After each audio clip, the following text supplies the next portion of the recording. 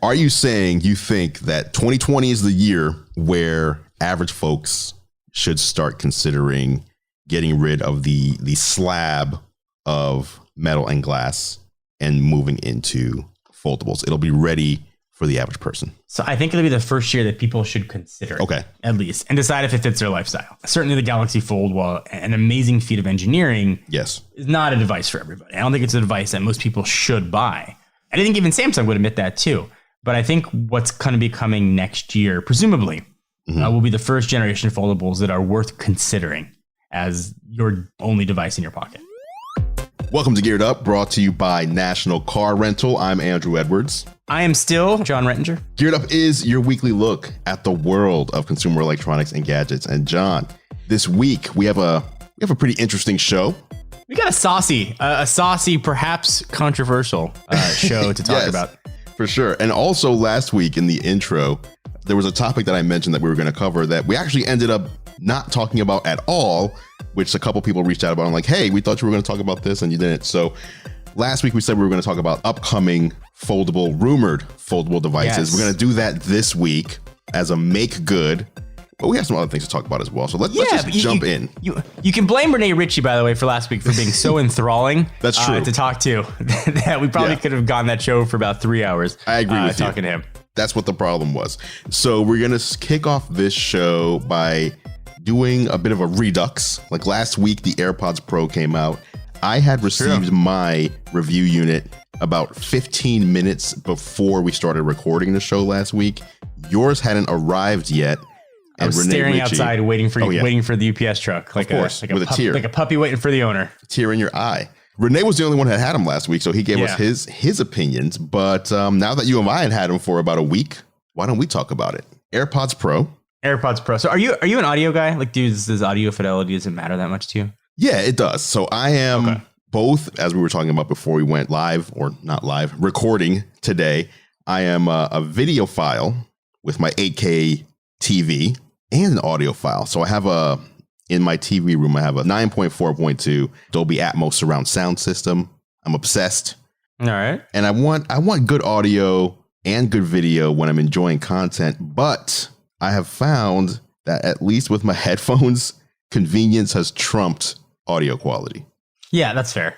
I'm not an audio guy, really. I don't have an ear for music so much. So for me, AirPods or any headphones is about what sounds good and what cancels out noise. So I use them on airplanes and around my kids, and I just need to focus and listen. So those are, I have a low bar. It's a convenience factor for me.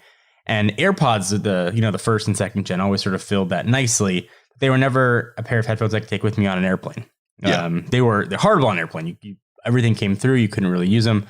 I've been actually relatively impressed with the new AirPods Pro, rather, active noise canceling. They're not the best, certainly not as good as the Sony or the Bose over ears, and probably not as good as the Sony in ears either, but they are pretty decent.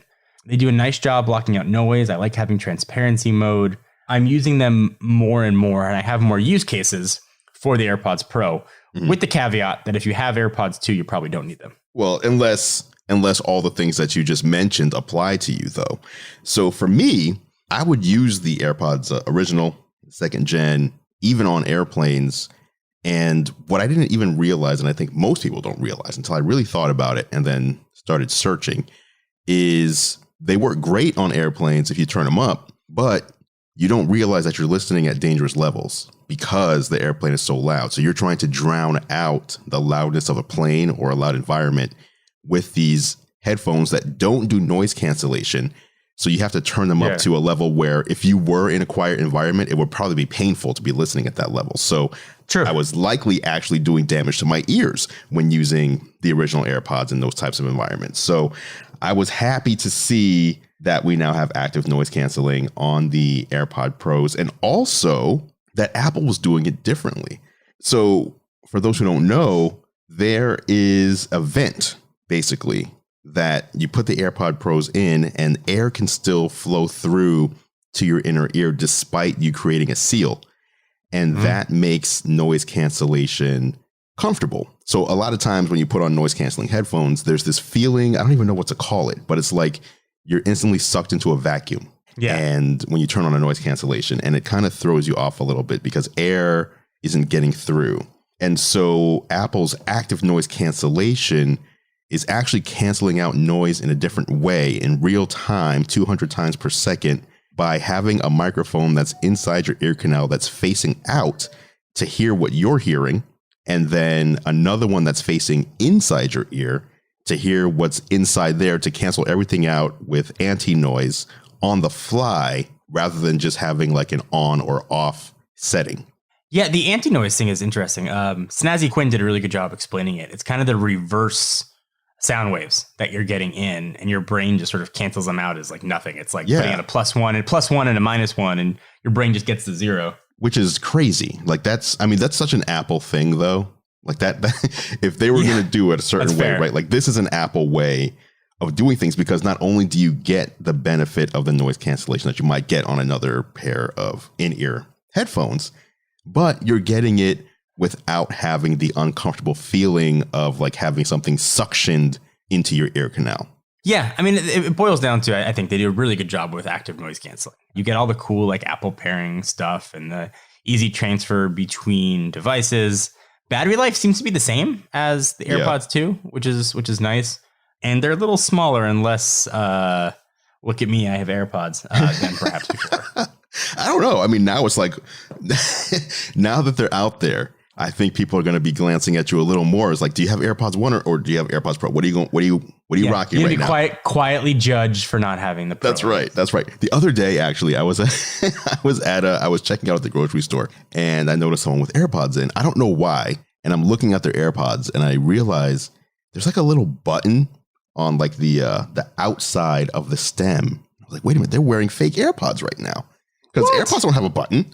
So yeah, there was a physical button on the stem, and I was like, okay, they're rocking like $10 counterfeit AirPods. Okay. Yeah.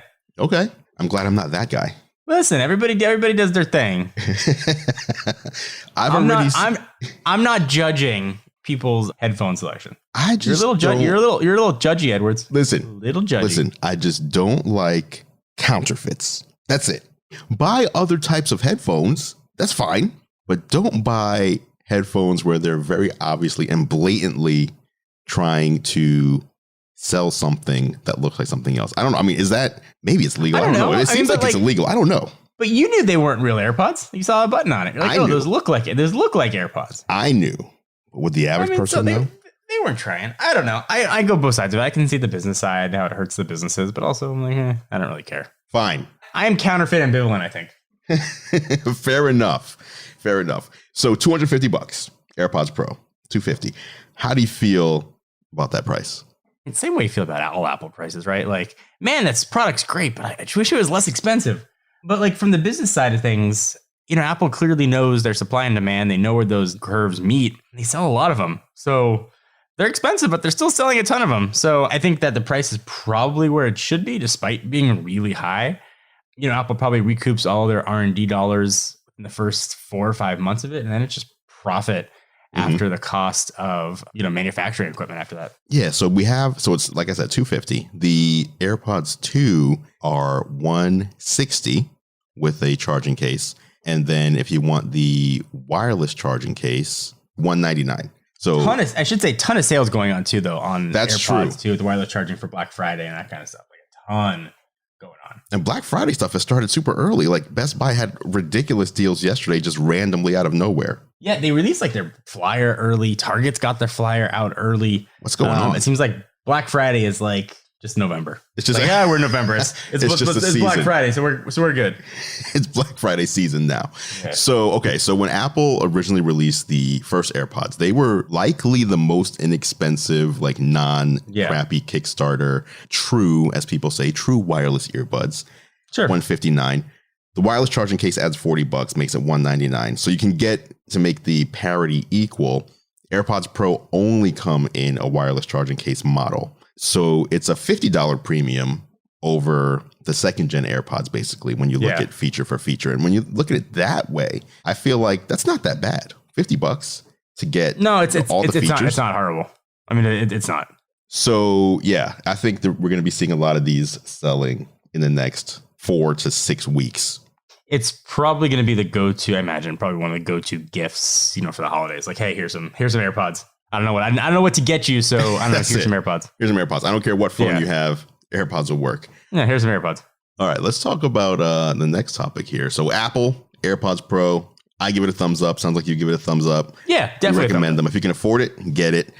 A product that we're not sure that you should get, whether you can afford it or not, is the Google Pixel 4. And I asked you before we started, hey, John, anything you want to talk about today?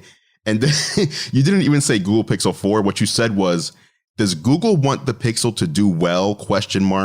Yeah. So we put out our Google Pixel 4 review yesterday. So we're filming this on a Friday. So that video went up on a Thursday. And it's such a confounding, confusing device to me. In theory, the manufacturer of the OS, of the software, should be able to give you the best experience for that operating system, right? Of course. Apple's got it vertically integrated. The Microsoft Surface line, amongst the best hardware experience you can get from Windows. Yeah. You should expect that same from Google. And I think the Pixel promise has always been really top-notch software. The best Google software experience that Google thinks they can give.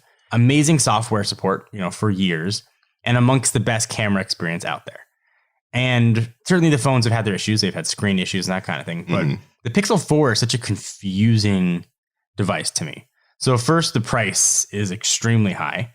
Yeah. And then they did the Apple thing. You get 64 gigabytes of storage, which is insane and ridiculous. And I don't think Apple should do it. I don't think anybody should charge $800 for a phone and give you 64 gigs of base storage. But then they added an incredible 90 hertz screen, which by all accounts is a beautiful looking screen. But on the regular Pixel, they shrunk the battery from the 3 to the 4. Right. I thought my Pixel 4 was broken. The battery life was so abysmal. Wow. And then the report said if you drop the brightness below 75%, it drops it down to 60 hertz. And then the battery lasts longer. But then what's the point of having that nicer screen? Correct. And then they have a camera that's amazing at stills, is no longer the best in business at stills. There's certainly a lot of competition out there that takes as good photography now, especially in the night shot. And video, hardware capable of a lot for video, but they're telling you can really only shoot 4K at 4K 30. Yeah. And that's like an Apple thing to do, tell you what you should do. Not 4K 24 if you want to, not 4K 60 if you'd like. You only want 4K 30, so that's all we're going to give you. They don't know what I want. And for a manufacturer supposed to be all about camera and the best camera experience, not adding an ultra wide is weird here as well. So now you've got less flexibility than you have with the competition. Not to talk about the iPhone, but a lot of the Android world offers 3 or even more camera sensors. So really all you're getting now with the Pixel is software updates for 3 years. The Android experience is, I don't think, no longer the best in the industry. I think that crown goes to OnePlus. I think OnePlus does Android better than Google. And I don't understand what they're thinking with the Pixel. Did they not know people are going to be upset? The design is relatively uninspired, although it's the best looking Pixel that they've had. What is Google trying to do here? So I tweeted yesterday, I'm like, bring back the Nexus line. Let other manufacturers take a crack at their hardware. Let Google do the software. Imagine a OnePlus made Pixel. Or bring back the Google Play Edition of flagships and let Google do what they do best, which is clearly not the hardware. And that is my ramblings on the Pixel 4. Hey, well, I mean, justified. I don't know why a program would need to exist, though. Any manufacturer can take Android as is and not slap a skin on it and release a phone. Like, they don't need Google's permission or Google to say, here's our latest program, Google One, whatever you want to call it. Sure. Google Play. Like, they can just do that if they want to, but apparently they don't want to. Now, you started with price, which I think is such a weird... Can I back up real fast? Yeah. So in a lot of ways, that's true. In some ways, it's not. So like the Pixel camera, that's unique to the Pixel. Now you can sideload APKs and that kind of stuff. Right. But there are still some software features that are unique to the Pixel. That's not sort of in the stock Android that any manufacturer can put on their phones. That's true. Pricing. You mentioned pricing, which... I did. This is the biggest thing for me that confuses me. So I've always found the Pixel in particular to be the Android version of an iPhone. It's the safest.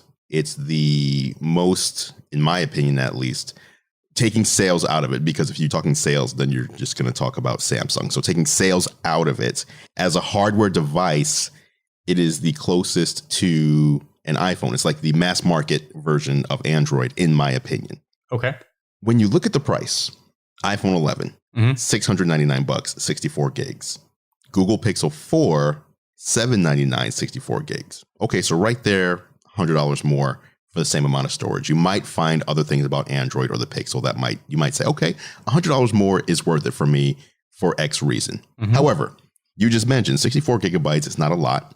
I do know a lot of people who have 64 gigabyte phones who surprisingly, when I'm like, let me see your phone, let me check out how much you're using, and they're only using like 20 or 30 gigs, like it's no big deal. But let's just say you're one of those people who needs to bump up to the next level and you want to go 128. So Apple is going to charge you $50.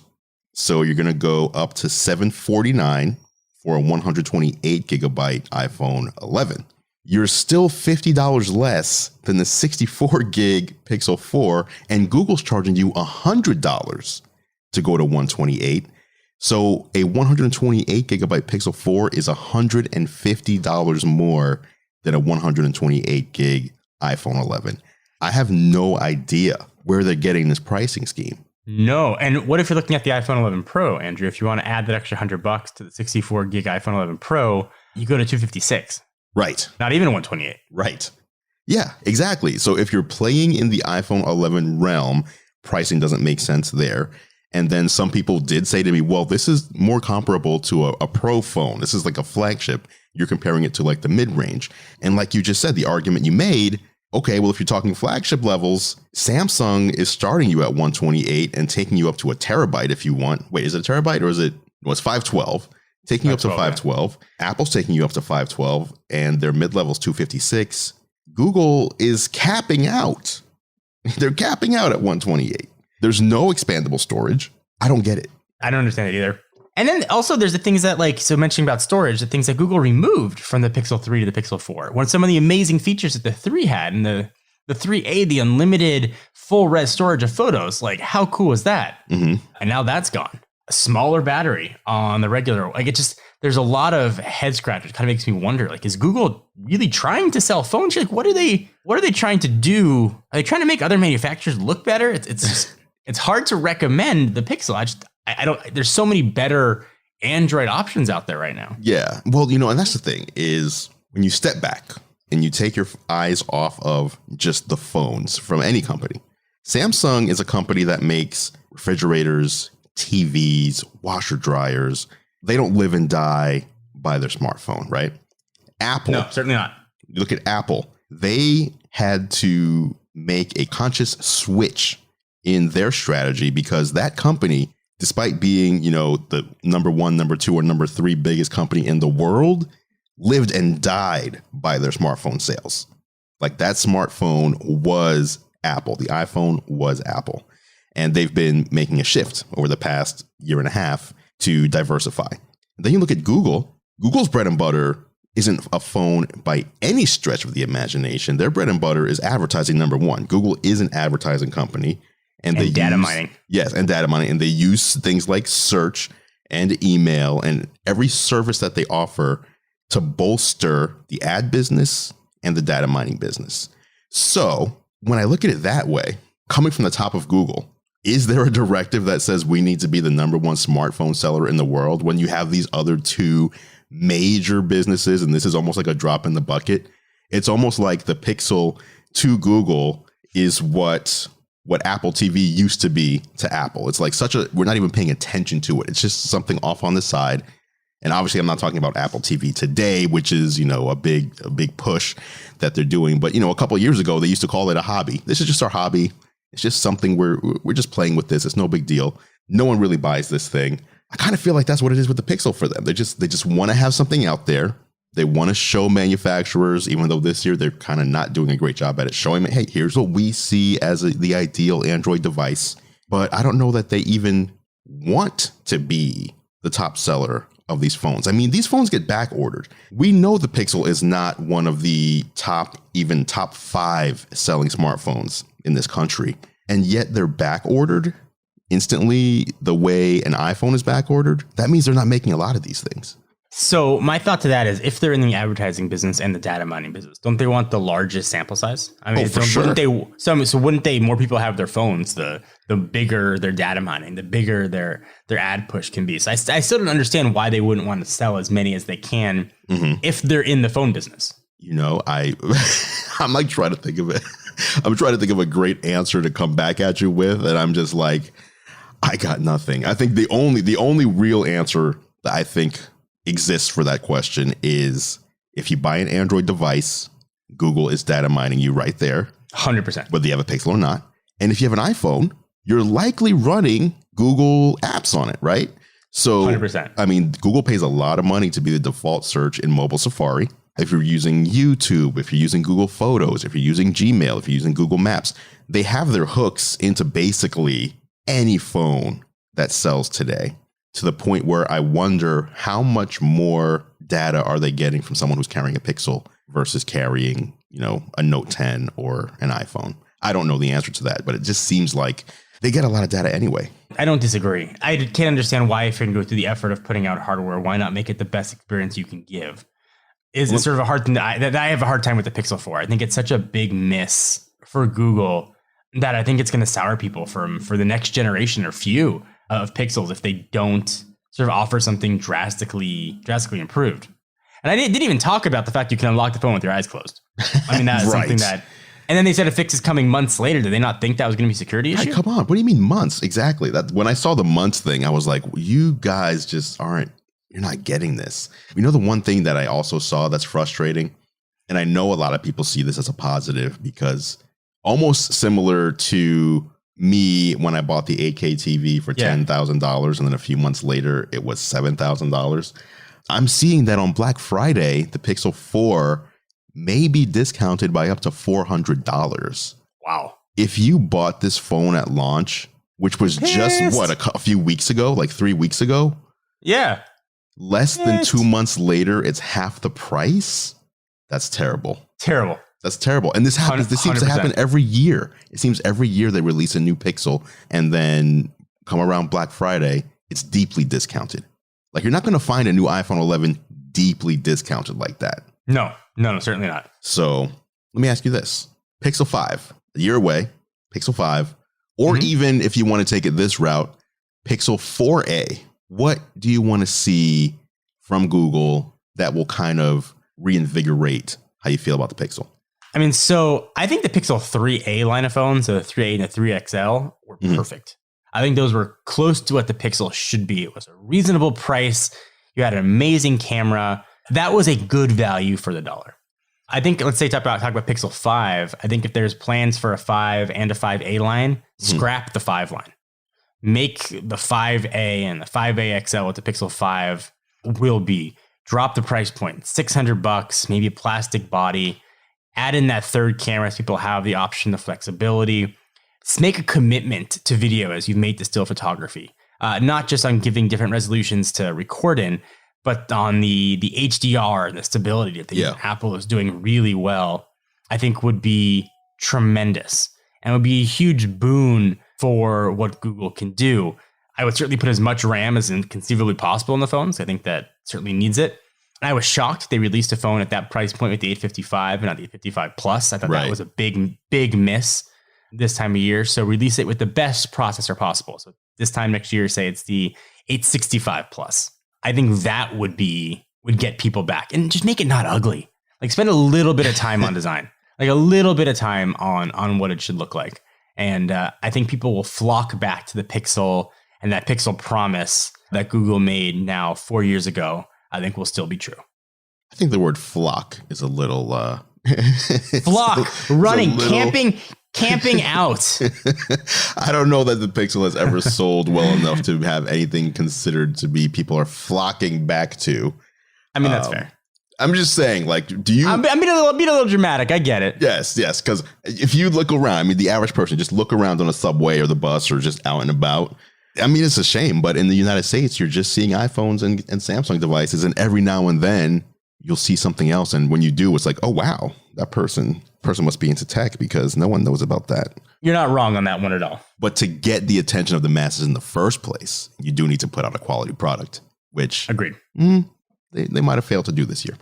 All right, up next, we're not done talking about smartphones. Never. We're going to jump in to the foldable realm that is coming up next on Geared Up. Welcome back to Geared Up, brought to you by National Car Rental. I'm Andrew Edwards, and it is now time for the National Car Rental story of the week. As you know, Geared Up is sponsored by National Car Rental. And if you don't know, I also do a show with National Car Rental on YouTube called Technically Speaking, where I bring you the latest, my picks for the best tech for business travel. Whether you're business traveling or even whether you're going for leisure travel, there's a lot of tech out there that can make your travel more efficient or even more fun. You can check these episodes out at the nationalcar.com control center or go to youtube.com/nationalcarrent. The latest tech puts you in the driver's seat. National Car Rental's Emerald Club will keep you there. Again, big thank you to National Car Rental for sponsoring Geared Up. All right, John, we need to do a make good for the listeners. Last week we promised. It's important. We told them, we promised. They were listening with bated breath, waiting for us to discuss the foldable devices. We have rumors of what Samsung has coming up. We have rumors of what Motorola is about to do. Foldable devices, you have obviously talked about being excited about this realm at length in previous episodes. And obviously for me too, I think it's cool to see something new come around that hopefully isn't just tech to be cool, but actually tech to serve a purpose. Yeah. And we have some new stuff coming up. So I'm going to let you jump in with your thoughts first, because I know this is a place where you have a lot of excitement. It is. So here are my thoughts. So we talked last week, Samsung put out a real quick teaser on a new foldable device. And not a Galaxy Fold style thing, but more of a flip phone. Mm-hmm. If you've seen the leaks on what Motorola is going to announce later on in the month with the RAZR, it's of that style. So it's a normal sized phone when open, then it folds into half of that, which I think is a killer form factor. Yeah. That is a useful way to do a foldable device. Have it folded in half, a small screen so you can see who's calling or whatever you want to interact notifications on it. Open it up. There's your larger screen, fold it back, smaller footprint in your pocket. Mm-hmm. I totally see the advantage of that. So Samsung just released kind of an image, like a GIF. GIF, don't yell at me, about what it's going to be. And I think that looks awesome. I think that's a new direction for foldables. And then certainly Motorola doing what appears to be the same thing with foldables. Do you think that these devices are ready for the prime time now? Because I feel like Galaxy Fold, obviously the first one had to be recalled, or not even recalled, but delayed. Yeah. Second one released.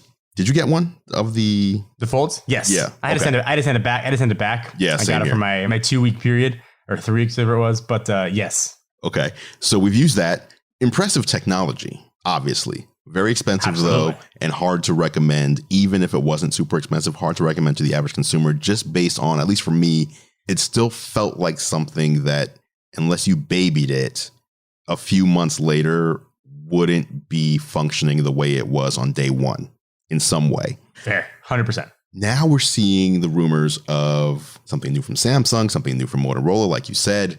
Are these things ready to be mass market devices, or do you think these are still, for lack of a better term, public betas that you're paying to be a part of? Yeah, so I think we're kind of approaching the second generation, let's say, of foldable devices. You know, for a lot of companies, it's their first time in, but they've had the benefit of an extra year and see sort of Samsung's mistakes and try to learn from, what went on with the Fold. So I think that these might be phones that actually are mass market. And by nature of the hinge and the fold, these sort of clamshell phone form factor seems to be a lot easier to pull off than a device that folds in half long-wise, like you saw with the Galaxy Fold. So I think we'll see devices that are more durable. And because of how they fold together, there's less worry about scratching that screen. The hinge obviously isn't as big, so there's less room for dust and dirt and stuff for the ingress, egress inside of there. I think that might be the first generation of foldables that actually people should consider if they're looking for a new device. Okay. Now I'm looking at these, right? I'm looking at the Samsung one right now on the GIF or GIF. Let us know, by the way, how do you say it? I like to say GIF. I say GIF too, and then I get yelled at. And the guy who made the format said GIF, but whatever. I think I'm sticking by my guns. I like GIF. All right. So are we making that the podcast standard? Yes. Okay. Our style guide here says GIF. Done. Looking at these devices, the one thing that worries me and that I'm not sure, you have to take this into account. As cool as it is, let's just say there's no mechanical problems with these things at all. Okay. They've gotten through the problems. Everything's cool. Most people, when they're on their phone these days, they're not talking on the phone. They're using apps. They're on Facebook. Mm-hmm. They're on Instagram. They're in, Twitter, whatever it might be, YouTube. The form factor of the displays that I'm seeing on these clamshells, when you open it up, it's not a 16:9. It's not a 2:1.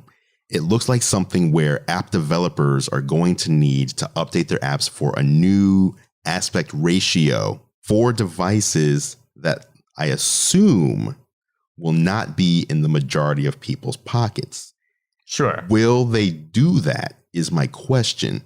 So when you get one of these phones and you open up, let's just say Instagram or YouTube, is it going to be black bars all over the place, or is it going to actually fill the screen, which is, like I said, I don't know what this is. It's like 21:9. I'm not sure what the aspect ratio is here, but is it going to be a subpar app experience because developers don't see the value in putting resources into making a new form factor for a device that sells, let's just say 200,000 or 500,000 units when the iPhone is out there selling, hundreds of millions every year?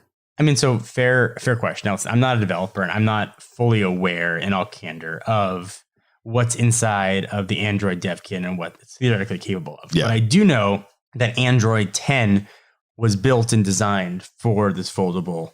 Okay.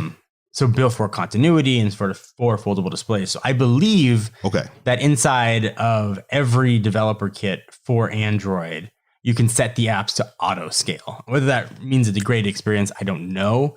But I do know every app should, in theory, be very easy to make work on the display and sort of the probably longer aspect ratio. That's good.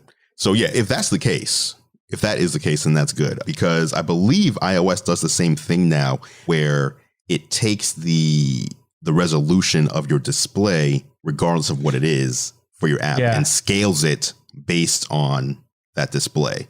So if Google's doing something similar there, even though some of these aspect ratios are going to be, more off the wall than what we're seeing in other places, that's at least a good step. Because that was the one thing that worried me, was if you tapped on YouTube or whatever, is it just going to be, a super tiny experience? And so if things can scale, that's awesome. Yeah, agreed. So I'm excited for, I think these might be devices that are finally what foldables, like the first foldables that people should actually buy. And it's very cool. It's something new. And if these devices are successful, they'll sort of give way to the next gen and the next gen, where sort of foldables become mainstream. Technology gets better, and these sort of gaps and what they can do and not do will really be filled in, have a really full feature device sooner than most people expect. Mm-hmm. I want to ask you a question. All right. Taking people like you and me out of this answer, you said first foldable that people should buy, right? So for the average person, when you buy a phone, that means it's replacing what you have. It's not like you and me, where it's like, well, I have my foldable in my back pocket and I have my iPhone in my other pocket, and then my notes in this other pocket. And then for my stills, I got my Pixel in this pocket. So Are you saying you think that 2020 is the year where average folks should start considering getting rid of the slab of metal and glass and moving into foldables? It'll be ready for the average person. So I think it'll be the first year that people should consider it, at least, and decide if it fits their lifestyle. Certainly the Galaxy Fold, while an amazing feat of engineering, is not a device for everybody. I don't think it's a device that most people should buy. I think even Samsung would admit that too. But I think what's going to be coming next year, presumably, will be the first generation of foldables that are worth considering as your only device in your pocket. Okay. Where do you think Apple fits into all this? Obviously, we've seen like patents and rumors, but nothing, nothing solid. And those patents were more on the tablet side rather than the phone side of things. Yes. What do you think? I don't think Apple fits into this really at all right now. I think Apple sits in the sidelines and sees what happens. And if they see technology change or improving, then maybe they get in the game. But I wouldn't bet on a foldable Apple product for 6 or 7 years, if ever. 7 years? I really don't think it's going to happen. Interesting. I think we're going to see, I feel like if foldable displays become good, at the very least, it makes sense to make a tablet that can fold. Even if you're not doing a folding phone, a tablet Like imagine an iPad mini folds in half. I mean, I can see the utility and I wish they would do it. I think it would be amazing. But you don't think so? I just don't think so. Okay. What do you think, since we're talking about future, not to veer too far off? Sure. What do you think the next big thing for Apple would be? Do you think it's more the AR glasses type of thing or the car? I'm not an AR VR guy.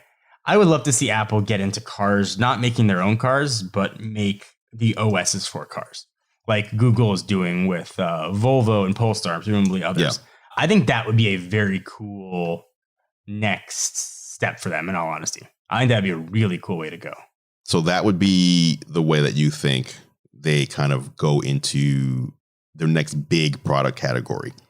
I mean, I think so. What do you think? If they're doing cars, I feel like, I don't know if it's just like more, sometimes it's hard to like remove myself from the situation because I feel like, sure, is this just me like wanting this because I want it? But I feel like if they're doing a car, I want it to be more than the OS. Even if they're still partnering with somebody, I want it to be almost like, not many people may know about this, but recently Sonos and IKEA teamed up to make a less expensive Sonos speaker that's IKEA branded and sold at IKEA. Yes. Sonos did all of the internals, everything that you don't see inside the speaker. And then IKEA did everything that you see with your eyes on the outside of the speaker. I would want it to be more like that, where Apple is like, we're doing the OS, but we also have Apple-y ways of doing, I don't know, a seatbelt or, you know, just things that are different that make the car more of an Apple-y experience from a hardware perspective and not just a software perspective, because Apple does do interesting things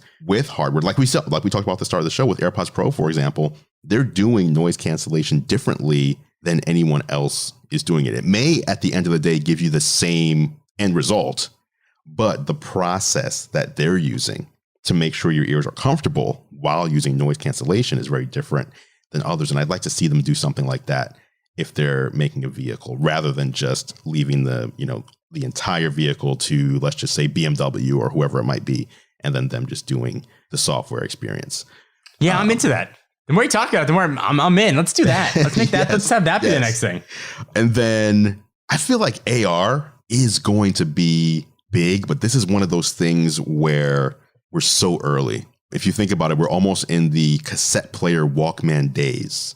Whereas, perfect if you look analogy, by the way. Yeah, if you look at the cassette player from back in the day, back then, super cool. But you would have never known that it would have evolved to today, where you have a thin piece of glass with a little bit of metal around it that lets you video chat to anybody on planet Earth, at a moment's notice. I feel like that's where we are with AR. And the one thing that will ruin it is going to be ads, because advertising. That's fair. It ruins everything. Right. So imagine you're like walking around with your AR glasses and you start getting coupons popping up like in your, field of view as you look at a store or something. That's annoying. But if there was a way to overlay information in the real world, it's almost like you're like the Terminator or something. Like, how the Terminator or the Predator or whatever, like they look around and it shows you their built-in like HUD in their brain. That would be us. Like, that sounds super cool. If that can be pulled off, that'd be incredible. But if that happens, that's something that I think more applies to the 6 or 7 year timeline that you just brought up a minute ago. But yeah, I mean, I'm excited. I think that's fair. I'm just not an AR guy, so I have a hard time seeing how cool it's going to be. I haven't seen a practical use for it quite yet. If and when Apple announces AR glasses, which the rumor is 2020 is going to be the year, if they do, we'll see if your excitement level increases. Let's go back to the car discussion. Move on. This is our weekly saga right now. John, his lease, what's he going to do? Now, last week you talked about, I think you talked about your decision was coming down to a Model 3 or a pickup truck, which they were like two opposite ends of the spectrum, right? Has there been any progress? So here's the wrinkle. My wife said if I got a full-size pickup truck, she'd send me to therapy to see what was going on in my life. Well, I felt like I needed that. So I think I can safely cross that one off the list right now. But yes, what I'm excited about is another pickup truck. Mm-hmm. And it's going to be unveiled on November 21st, potentially coming out sometime in the next 8 years. It is Tesla Cybertruck, pickup truck, whatever weird Blade Runner thing that Elon's deciding to call it. Yes, a Tesla pickup. So it's interesting. So I think pickup trucks are obviously one of the biggest, if not the biggest, car demographic purchase in the US. So if Tesla is trying to compete as a mass market manufacturer, they have to have a vehicle for everybody. A pickup truck is a really big deal. Yeah. But I think a pickup truck that looks bizarre is probably not going to lure people over from buying an F-150 in the middle of the country. So I don't know what this thing's going to look like. There's Rivian with their R1T, which I think looks amazing. They got a lot of money from, I believe, Ford and Amazon coming out sometime next year.